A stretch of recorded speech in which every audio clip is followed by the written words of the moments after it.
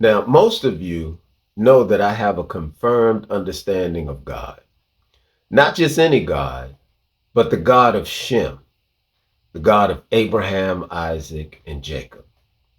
Now, what I'm about to share with you, it will not work unless we're willing to turn back to God and the law of life that He gave us for a heritage, and that we will live by the standards and principles that God has set out for us to live by. Otherwise, we can just continue to fail. So, I'm going to talk to you about liberation and how we can have compassion even though we're in the land of our captivity. So, I'm going to share with you something that I'm going to say you haven't heard it, before. This is a novel approach to liberation in America, although we're still in the land of our captivity. So I have some constituents that are NOI, Nation of Islam, FOI, Fruit of Islam. And their bullet point number 4, it says we have to go and I'm going to use this terminology, beg the white man for a state or for a territory. So to me, that's not liberation. That's the move or the mindset of a slave, still looking at them as the master. But I'm going to share with you something that you don't have to beg the white man. This is something that we can do of our own volition. But like I said, it's not going to work unless you're willing to follow the law of life that the Creator gave us for a heritage, understanding His way is superior to their way, right? So let me just express liberation is not begging our oppressors for substance, land, territories, reparation, etc. Okay? So I'm going to share with you a novel approach that we can do while existing in the land of our captivity and ultimately pursuing liberation. We do not have to ask for permission to create, get this, a conterminous jurisdiction. Go look it up. And don't wait for them to share with you what this is. I found this on my own merit, in my own research, right, by the grace of the Creator, and I'm bringing it to you today, right? But I've known about it for a while, okay? But we will create a conterminous jurisdiction and function as a state, but we must understand what a state is, all right? So next, we take a look at our projected 2 trillion in purchasing power, because that's what they say. We have all this, purchasing power out there. So there's a projected 2 trillion in purchasing power. Now, we'd have to convert that into value. Now, by doing that, it would allow us to create our own currency. That's power. And we don't have to ask or beg anybody to do these things. We just have to use our own volition and decide this is what we want to do. But remember, like I said, if you're not willing to come together by way of the Creator and do this, then just continue to fail. Because our issue has been we've been trying to function without understanding the power of our Creator and living according to those standards, according to that law of life that He gave us for the heritage. So within this paradigm that I'm speaking about, the conterminous jurisdiction, right? We could function as a country, standing as strong as Mexico, Canada, and other sovereign nations. Y'all, that's powerful.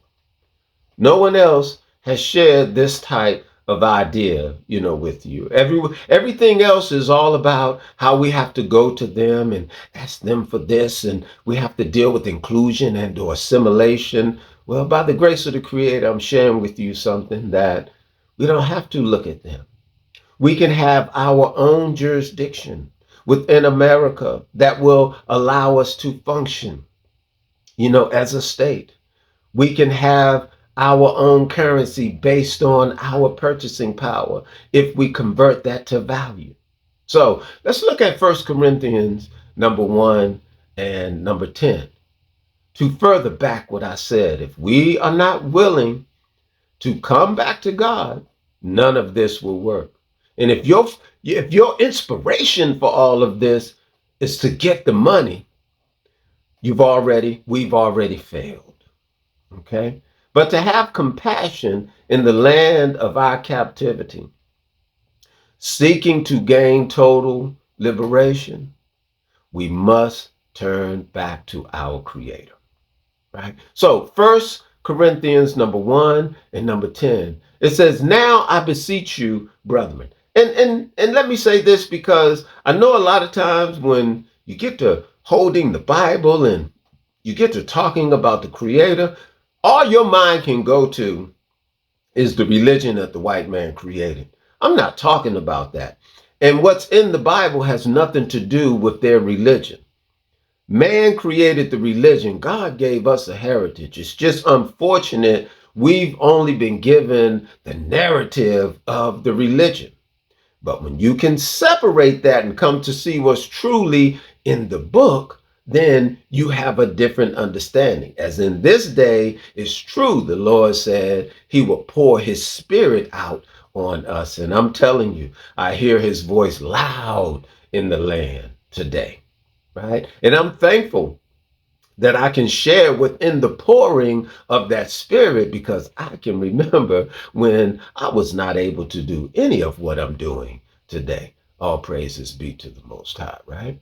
But 1 Corinthians number 1 and number 10. So just know I'm not talking about religion, y'all. I'm reintroducing you to your heritage, to the lost history, to the true value and voice of the Lord our God as it stands, that we can come back to our position and power, that we can rise to be the rulers of the world in righteousness as it's intended, as God said he created the world for our sakes. We are of the children of Israel. We are of the children of God. Don't let nobody tell you no different. We're more than just black. We are Israelites. We are Israel. That is the most powerful name in the world. To be Israel, to be an Israelite, because that is a name that God gave only to his people. Nobody else has that name, right? 1 Corinthians 1:10. "Now I beseech you, brethren, by the name of our Lord Jesus Christ, that ye all speak the same thing." This is why I say, if you want to come into doing this and you're not willing to speak the same thing, it's going to fail, right? "And there be no divisions amongst you." There again, if there are going to be divisions amongst us, it's going to fail. "And only for those who will submit themselves to the way of the Most High, that is the only way that we can eliminate divisions." But if you're not willing to come back to God, it ain't going to work. If your motivation is the money, it ain't going to work, right? "That there be no division among you, but that you be perfectly joined together in the same mind and in the same judgment." That's how we're going to overcome. And if you want liberation in the land of your captivity until the day of our Lord and that judgment, this is an option. That we can have compassion in the land of our captivity, but we must turn back to the Lord our God, the God of Shem, the God of Abraham, Isaac, and Jacob. We must turn back to the law of life that he gave us for the heritage. We must follow the standards of our heritage, our customs, our traditions. "Come out of her, my people, that you receive none of her plagues." The question is, are you his people?